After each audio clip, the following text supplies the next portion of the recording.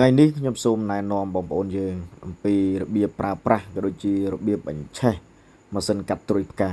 បច្ចុប្បន្ននេះបងប្អូនមានតម្រូវការជាមួយនឹងម៉ាស៊ីនកាត់ត្រួយផ្កាច្រើនមែនទែនបាទនេះខ្ញុំចាក់សាំងរួចរាល់ហើយបាទប្រភេទម៉ាស៊ីនកាត់ត្រួយផ្កានេះគឺប្រើសាំងលាយមកណាហើយយើងត្រូវតែចុចពងសាំងឲ្យសាំងឡើងមកដល់បេនសិនបងប្អូនបន្ទាប់មកគឺយើងត្រូវមើលកុងតាក់បើកកុងតាក់វាយើងបិទ air ហើយបានយើងទាញបាទយើងទាញពីដូចខ្សែគឺឆេះហើយនៅពេលដែលឆេះគឺយើងបើក air វិញ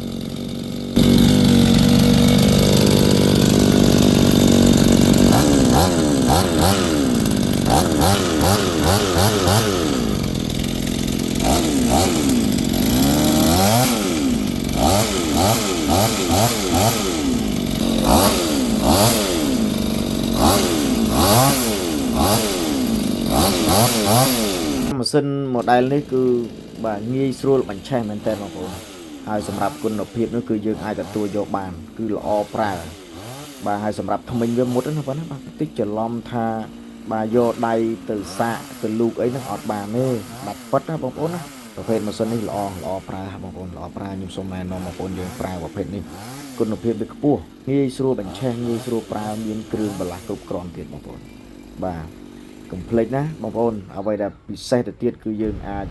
បើកាច់ដៃបានបើកាច់ដៃនេះដោយសារអីយើងកាត់ផ្កាយើងកាត់តម្រឹមផ្កាយើងកាត់ម៉ូតផ្កាគឺមានតម្រូវការគឺយើងត្រូវការបាទងាកដៃបានណាងាកដៃបានអញ្ចឹងពិសេសខ្លាំងមែនទែនសម្រាប់បាទម៉ាក Mosto អញ្ចឹងបងប្អូនយើងដែលមានចំណាប់អារម្មណ៍បាទចង់ប្រើប្រាស់ហើយជួយបង្កើនល្បឿននៃការធ្វើការងាររបស់យើងណាបាទយើងកុំភ្លេចជាមួយនឹងបាទម៉ាស៊ីនកាត់ត្រួយផ្កាម៉ាក Mosto នេះប្រិមត្តណាបាទគុណភាពល្អហើយបើសិនជាបងប្អូនយើងចង់បានទំនុកចិត្តខ្ពស់ក្នុងការជាវម៉ាស៊ីនពីខាងខ្ញុំទៀតបាទកុំភ្លេចតាក់ទងមកកាន់លេខ Telegram របស់ខ្ញុំបាទផ្ទាល់ដែលខ្ញុំបានដាក់នៅលើវីដេអូនឹងតែម្ដងបងប្អូនបាទជាពិសេស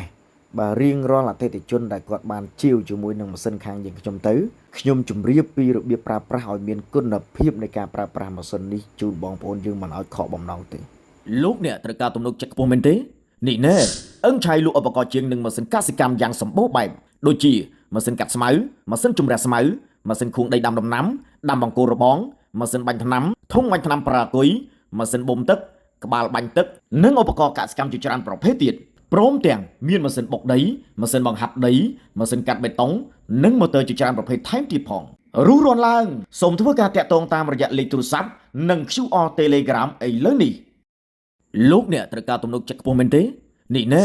អឹងឆៃលក់ឧបករណ៍ជាងនឹងម៉ាស៊ីនកសិកម្មយ៉ាងសម្បូរបែបដូចជាម៉ាស៊ីនកាត់ស្មៅម៉ាស៊ីនជំរះស្មៅម៉ាស៊ីនខួងដីដាំដំណាំដាំបង្គោលរបងម៉ាស៊ីនបាញ់ថ្នាំធុងបាញ់ថ្នាំប្រាគុយម៉ាស៊ីនបូមទឹកក្បាលបាញ់ទឹកនិងឧបករណ៍កសិកម្មជាច្រើនប្រភេទទៀតព្រមទាំងមានម៉ាស៊ីនបុកដីម៉ាស៊ីនបង្ហាត់ដីម៉ាស៊ីនកាត់បេតុង